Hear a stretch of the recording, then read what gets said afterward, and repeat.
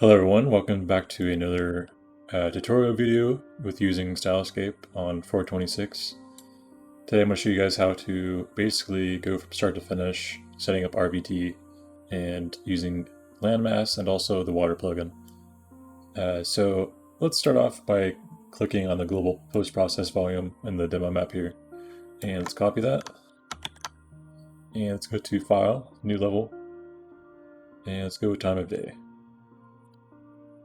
I'm going to paste the post-processing, and I'm going to get rid of all of these. Even the sky dome mesh. No, we can keep that. Okay, delete that, and play start. Okay, let's go to Landscape tab, and I'm going to create a new landscape. I'm going to make sure Enable Edit Layers is on, and the landscape material is Demo RVT. And then make sure you set all of the layers to grass, to the RVT versions. And then you have layer 1, 2, and 3, and remove procedural, and should be good. And then just hit create. If you're doing, just remember, if you're doing a import from file, make sure you have a white, like a fully white layer, the same resolution as your landscape for this layer. So you would just click on that, and then you would import the white layer for grass. That's if you want it to be painted automatically when you first load in. Anyway, so we have our landscape here. It's pink. That's an issue. Let's go ahead and click on, under Virtual Texture, you want to click on Draw on Virtual Textures and add two of these, two elements on the landscape itself. So we want to add RVT landscape, landscape height. It's still pink, that's okay. Let's type in runtime on the place actors tab, drop that into the world. And then we need to make sure it's the correct size. It's just overlapping the entire landscape. And I'm going to set this to 55,000, 5,000, and so 25,000. It just needs to be relatively the same size. The smaller this volume is, the higher resolution generally the Runtime Virtual Texture will be. And then just make sure it's overlapping and leave some room for below as well. And then go ahead and hit Ctrl-W. Now we have two of them. Set the first one to the landscape and the second one to height under Virtual Texture here. And then go back to Landscape tab, Paint, and Fill layer for grass. There we go, there's our grass. I'm going to turn up the directional light a little bit. And rebuild the skylight, change the intensity back to normal. Okay. So now we have our landscape. And now let's go ahead and add a landmass brush. So we want to go to Sculpt. Under Sculpt, go Blueprint Brushes, and Custom Brush Landmass. And then just click. There is our first landmass brush. I'm going to, let's cap the shape, click on it here again, and then we can raise it up. Okay, and then let's go ahead and add some curl noise here. I'm going to set this to 0.25, 0.1, and let's increase the tiling. Set this to 100, make this 25, just so there's some larger, the higher the number, the more tiling there is, so keep that in mind. Make this a little bit bigger.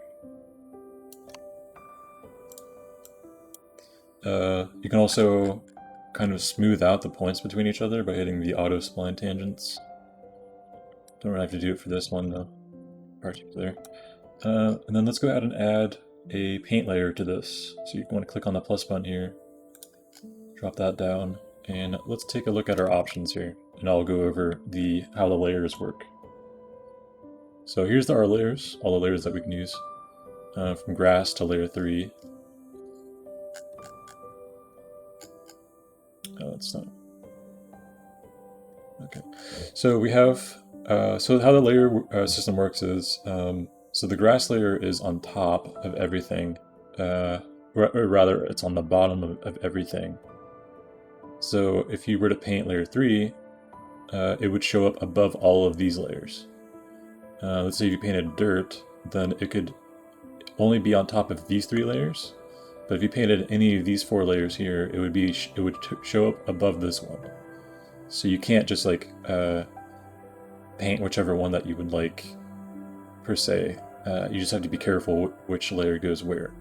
And I'll show you an actual example of that. So let's go ahead and let's just go with sand. So let's go back to the brush, make this sand. There, we'll paint the sand. I'm going to give it some texture influence, which means it's going to take influence from the modulation texture. 10 is pretty strong. I'll go with that, and then increase the tiling a bit.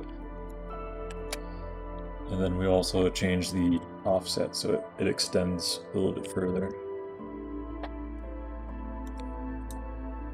Perhaps a little bit more. Okay, and then let's go ahead and drop in a water actor. I'm going to go with water body lake. Just type in water, and all of these will show up. Drag and drop the lake into here. There you go. You have an instant lake. And just adjust the spline points accordingly.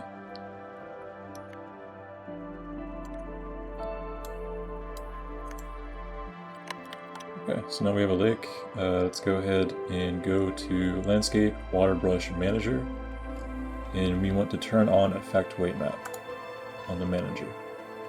And then go back to your water actor.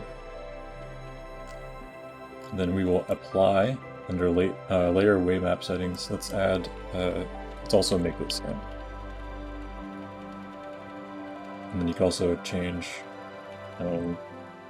the modulation texture here. I'm going to make it noise again, give it more texture influence and more texture tiling. And let's also extend the fall off a little bit. That's a bit too much. Actually, let's go to the edge offset. I'm going to add maybe 200. So now we have a lake here on top of this mountain. Pretty nice. So now let's go ahead and add a river. Just drag and drop the river onto it. Oops. Let's see, yeah, let's put it about right here. And then just adjust, actually, let's go ahead and select all of the spline points on the water actor. So just click on one of them, and then hold Control-Alt, and then hold left-click to drag, and go over all of the points. So now we have all points selected. And let's go ahead and change the river width and make it 1024. Actually, this one did not get selected. Just, you can Control-click to also select it. Oops. 1024. Let's change the velocity, which is the speed of how fast it goes. And then I'm going to adjust this point to match up more with the lake. Just move it up a bit.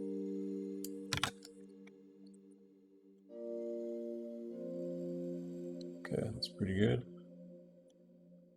So now we have a bit of a stream coming down from it.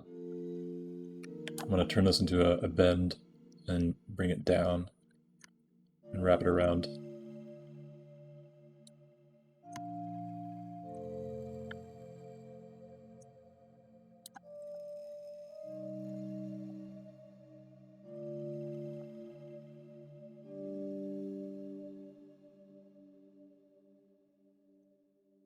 Get some more bends, go around. Okay, and then let's also give this a weight map. To do that, you just scroll down here, and then under layer weight map settings, hit the plus button. I'm going to make this sand as well. And let's also add the noise texture back, and texture influence and tiling. And let's see if we have a smaller fall off. And then I will, I can't duplicate this sadly, but I will make another one, and I'm going to call this one dirt. Okay. Then do the noise of texture again. 8, 8, 28, 56. Actually, I should probably bring this one a little bit more in. So we can actually do a negative number on the edge offset to even, there you go, bring it more in. You can probably reduce the influence as well.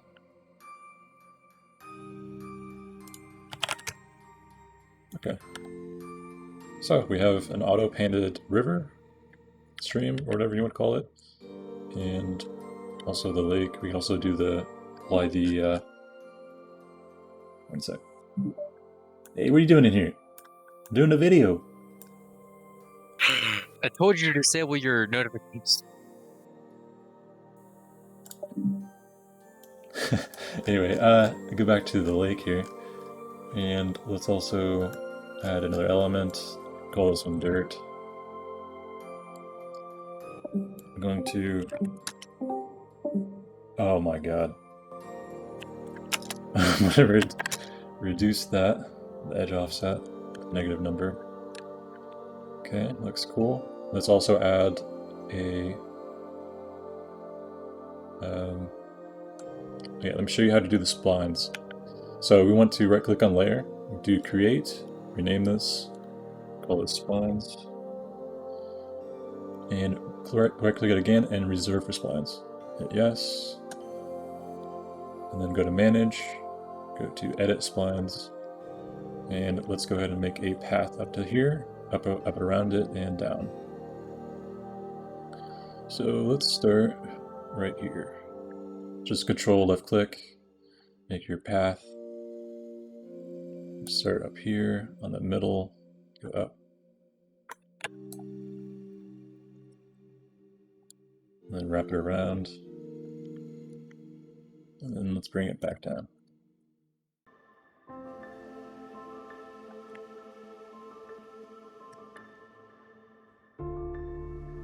Okay, and then let's go ahead and select all of the control points here with this button. And I'm going to change the half width to, let's go to 256. Let's change the left side layer fallout factors to 0.25, 0.25. This will reduce the weight painting on the edges from how far it is away from the spline point.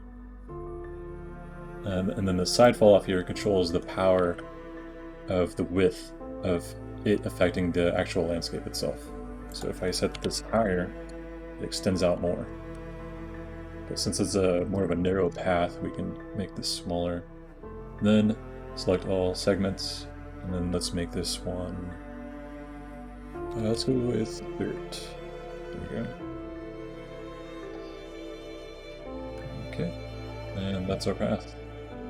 And you hit G to go to your game view.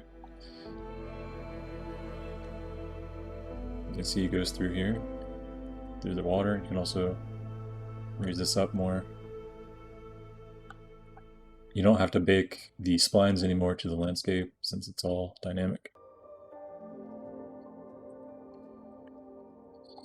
So that's the general gist of things. And of course, you can also place those procedural volumes for foliage. If you've seen my original video, we can go ahead and quickly do that now. Once I find where I put that. Landscape PFS, we want the rocks RFT and trees RVT. So just click on both and drag it in. And then go ahead and set the size. Let's see. Okay, let's go with 250 and 250 and 250. Match it up to the landscape size. And then with both selected, you can just hit resimulate. There you go. And now all of the, let me turn up the sky a little bit.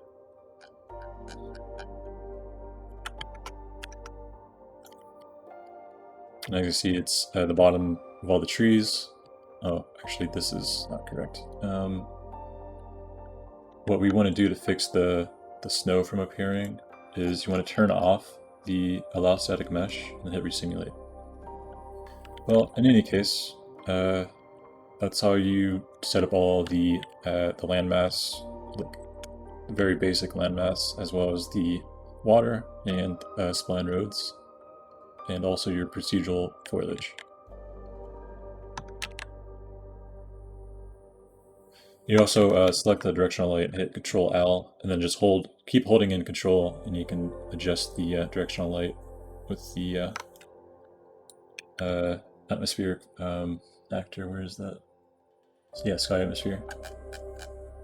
You can update the skylight to adjust for the changes in the directional light. It's actually a little bit too cloudy. Maybe I can move the directional light over in that direction. There you go.